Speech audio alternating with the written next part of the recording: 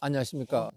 심을 때 주의할 점과 앞으로의 관리하는데 주의할 점에 대해서 말씀 좀 드리겠습니다. 저 붙인 거죠. 요것이 이제 품명이에요, 품명. 요건 이제 대목이고, 대목. 그 대목이 높이에 따라서, 요 대목에 이 얼마큼 묻히느냐에 따라서 나무의 세력과 관계가 있어요. 무슨 소리냐 하면, 나무가 많이 묻히면 뿌리가 많이 나겠죠. 많이 나면 뿌리가 많이 나면은 지상부도 많이 납니다. 그러니까 지상부 세력이 세지는 거죠.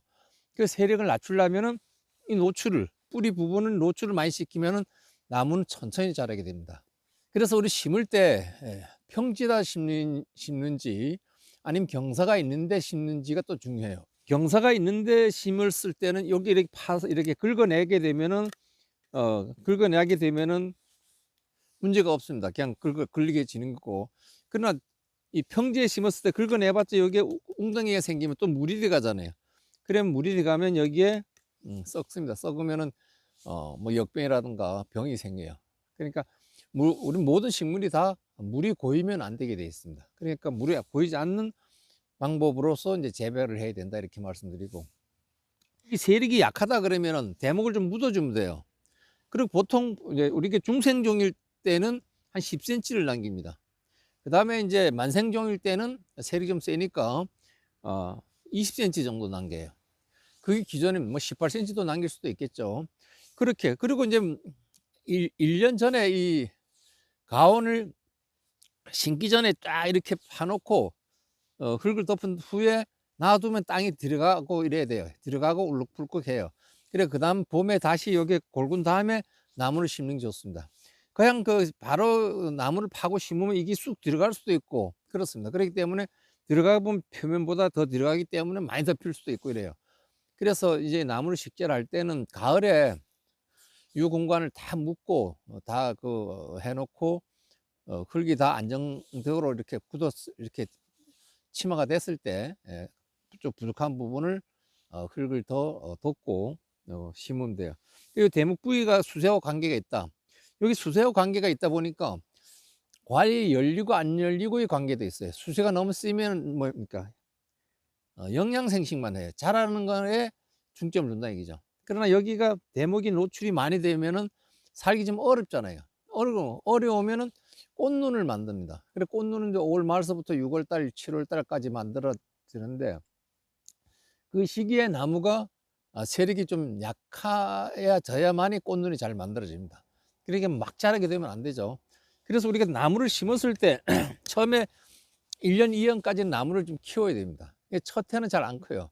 근데 어떤 분 같은 경우에는 나무를 심을 때 개분을 땅에 넣고 심어버려요. 개분이 뭐 질소질이 있고 하니까 좋다고. 그럼 나무는 바로 죽습니다. 죽거나 살기 위해서 엄청 고생하죠. 왜? 퇴비를 부식했다 할지라도 바로 밑에 죽어 하면은 가스가 생깁니다. 뿌리가 나지 않았을 때에 비료를 준다든가 또 퇴비를 안에 준다든가 겉에 주는 것도 마찬가지입니다. 그래, 이게 심고 나서는 퇴비나 무슨 비료를 주는 것은 위에 활착이 일어났는지 안 났는지 보고 여기 잎이 폈고 뭐 그러니까 잎이 폈다는 건 뭡니까? 뿌리도 새 뿌리가 나왔다는 거예요. 흡수할 수가 있다는 거죠. 그때 비료를 주든지 약하게 줘야 된다. 약하게 줘야 되는데, 그런 것이 나오기 전에 주게 되면 그 뿌리가 나오기 전에 주게 되면 바깥에 너무 농도가 너무 짙으면은 비료 성분이 너무 많으면은 나오지 못해요. 뿌리가 잘 못 나온다는 거 뭐예요?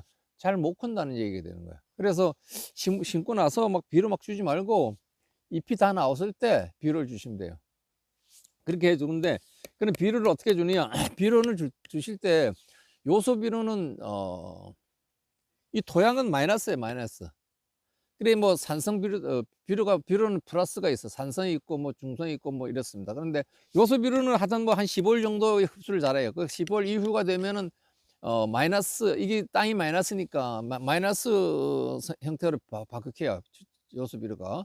그러면 여기서 같이 마이너스니까 흡수를 하지 않고 내일 배척하는 게 됩니다. 났을 때는 그때부터 보름에 아니면 20일에 한 번씩 적당량을 이렇게 나무를 대목을 키워야 된다 이렇게 말씀드리고, 나무를 키울 때도 이 대목이 M9인지 M26인지 보고 또 해야 돼요. M9 같은 경우에는 그렇게 많이 한 30cm 기준입니다. 30 조금 뭐 35cm 기준인데 그렇게 뭐 비료도 안 주면 그 정도도 안 클 수도 있어요. 그러니까 그 정도 키우기 위해서는 우리 비료를 줘야 되고 맞는데 M26 같은 경우에는 뭐 50, 40, 50이 기본입니다. 그러니까 적당히 비료를 먹었을 때 그 다음에 많이 먹게 되면 더 뭐 1m씩 막 자라게 되는 거죠. 그러나 그것이 그렇게 자라더라도 나무가 꽃눈이 만들어지지 않으면은 그 꽃눈을 잡으려면 꽃눈이 오게끔 하려면 또 1년 이상 걸려요. 그러니까 그런 것을 고려해서 적당하게 비료를 줘야 된다. 그러니까 순이 나왔을 때, 여기 순이 나왔을 때 비료를 주기 시작해서 그 6월 하순까지 줘도 돼. 6월 하순. 일반 저기 성목도 6월까지는 비료를 줘도 돼요. 그러니까 비료를 주실 때 성목 같은 경우에는 뭐 사과 전용 비료가 있잖아요. 그걸 줘도 되고 그 질소가 많은 거 주시면 돼요. 처음에. 그 다음에 6월 달부터 시작해서 질소가 아주 적은 거, 가리가 많은 비료를 주면은 과일이 커진다 이렇게 말씀드리겠습니다. 그래서 이렇게 대목 부위를 항상 중시 여겨야 됩니다. 대목 부위 중시 여기고 가급적이면 여기에 이 뚝이죠. 뚝을 고르게 해져 있는 상태에서 고른 위치에서 나무를 심어요. 그래야지 이게 쑥 들어가고 올라가고 하지 않고 또 나중에 이 나무가 세력이 세면은 흙을 긁어냈을 때 흙이 이 지면보다가 이게 낮으면은 물이 또 일로 들어가요. 그러면 안 되니까 그런 것을 고려해야 되고 그 다음에 우리가 4 곱하기 2를 심느냐 또 4 곱하기 1을 심느냐 어떻게 나무를 심느냐에 따라서 전정하는 법이 틀려요. 우리가 4 곱하기 2다 이러면 이 가지를 1m를 만들기 위해서 우리 유인을 해야 돼요. 유인도 하고 적심을 해야 됩니다. 적심. 그렇게 뭐 한 20cm 간격으로 적심해 나가면 이 가지가 탄탄해져요. 그래서 그렇게 해야 되는데 우리가 그렇지 않고 1m를 심었다 그러면은 쉽게 가지를 가늘게 나온 가지 이렇게 나왔죠. 이렇게 나와서 그냥 과일 다는 거예요. 잘고 굵은 가지는 그냥 끊어주고 가는 가지는 놔두거나 끝에만 끊어줘서 안쪽으로 꽃눈이 만들어지게끔 하면 돼요.